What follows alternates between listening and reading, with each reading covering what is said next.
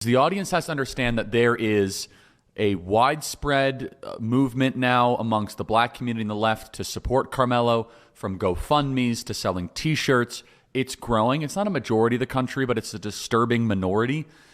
I want to know, am I missing something? I keep asking that. Blake and I have been traveling together the last week. I'm like, Blake, what am I missing here? What am I missing here? What am I missing here? So, Blake, go through the facts that we know about Austin Metcalf and Carmelo Anthony, and then all the recent developments today. Am I missing something? Because this certainly seems like murder. Yeah, sure thing, Charlie. So, first of all, this all happened, I think it started about 2 weeks ago, and there was a tragic murder that took place in Texas and in Dallas. And the situation was, initially it was young man, Austin Metcalf, stabbed to death, stabbed in the heart in an altercation with Carmelo Anthony. And the original report was that it was over like a seating dispute.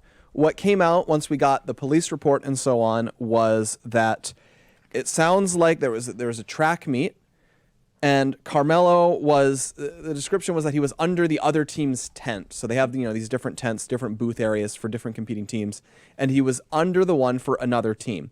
We still don't really know why. I haven't seen that reported out in detail so far, why he was maybe there, because it could have been he was hanging out with someone. It could have been he was causing trouble in some other way. We don't know the details there yet. And then the report in the police report is that Austin Metcalf approached and said that Carmelo had to leave. He had to get out of there, and that he may have touched him in some capacity to say, hey, get out. And Carmelo said something to the extent of, if you touch me again, you'll regret it. And then according to the report, it's that Austin grabbed him. It doesn't say he tackled him or punched him. It says he grabbed him. So that's believable. Like if he was trying to say get out, grab him, try to hoist him away.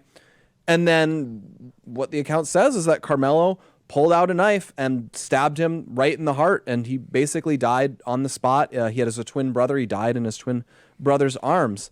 And so this has become it sounds like it should just be a tragic teenage murder to me, but it has become a big cause celeb that Carmelo, his family, put up a GoFundMe for his legal expenses, which I think we all agreed last week, and I think you'd agree, Charlie, he has the right to a legal defense. He has the right to fundraise for it. We've seen that be an issue in the past, but it raised many hundreds of thousands of dollars. And I think what really caught people's attention was the lines that were being used on that GoFundMe and on Twitter, where it's variations of that Carmelo was engaged in self-defense, basically because he was grabbed.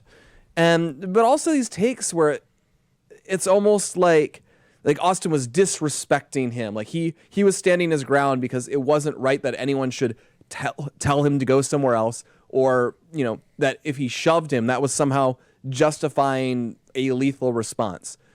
This has continued to gain steam because in the past week, a judge drastically lowered the bail requirement for Carmelo to get out of jail. It was $1 million, and it was lowered to, I believe, $250,000, making it a lot easier to meet.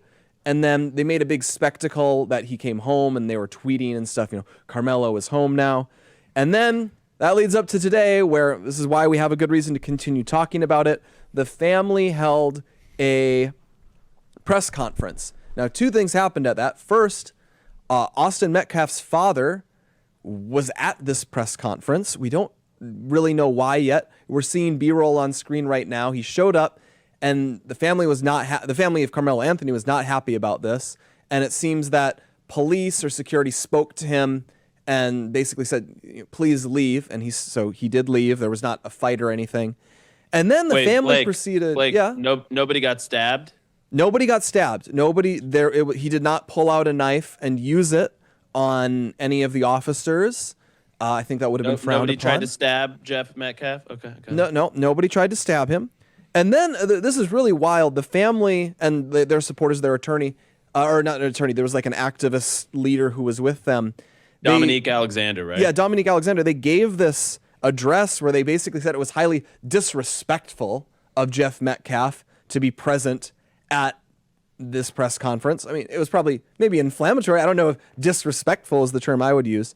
And then, but this is where you wanted a defense of the best steelman defense of the family. The mother of Carmelo Anthony gave a statement, and I think maybe do we have selections from that video? Yeah. What would the number of it be? Yeah, Dominique Alexander saying that Jeff Metcalf was being but we don't have that. Not that one. Do we have of the mother kind of relaying her experience? Because what she said was, she did say, regardless of what you feel about, let's play this. Let's play clip 326. This is from the mother. The lies and false accusations that have been said about us, especially over the past week, has been overwhelming. The lies and their amplification put my family in danger, as well as everyone in our community, everyone involved in the investigation, from the police, the attorneys, and the court staff. Our son deserves the same rights under the law that everyone is afforded to. He's been raised in a 2-parent home with structure, stability, love, and we put God first in everything that we do. We believe in the Constitution, we believe in the laws of this state, but those laws must apply to all of us, not just some of us. And another thing that wasn't in that clip, but she said, regardless of how you feel about what happened with our son, she says, his parents and his siblings are not responsible for that. She said that they have a daughter who's a teenager who has been afraid to sleep. I believe it was afraid to sleep in their own home because of that, and that's why it's been discussed that they were finding new housing arrangements. And that's where she says she complained in there about the lies. There have been these claims on X and elsewhere that the family immediately used the GoFundMe to buy a mansion or to, I think, buy a Cadillac Escalade and various things like that. And they said, those are lies. And as far as I know, from what I've looked in, those are not true. They may be renting a new place, but that is what they've said they're going to do. And there's no evidence that they, bought a brand new car with money or anything. But that has been the latest development. But you still see these very disturbing comments on the GoFundMe or on the GiveSendGo, whichever they used, where they're saying, throw up 339. Yeah, exactly. So we have one. Nobody knows what happened under that tent, but the individuals involved. And this is Will P. He says, since they will support theirs no matter what, I'm standing with my black brother. And then he has the that Black Lives Matter fist there. And there's 44 hearts on that remark. So several dozen people strongly agree with that. And there have been others to that effect over the past several weeks. So this is very clearly becoming a racialized situation, Charlie. And I know people want to hear what your take on it is. Well, I think it's obviously been racialized since the beginning in the sense where you have a black perpetrator and a white victim. We don't know if race played into it, but you have to ask the question, like the media coverage of this and the kid gloves and the sympathetic. Of course, there's a racial component to this. And it's a white kid that was murdered by a black kid for no good reason, because he touched him. And I just want to say this to our side.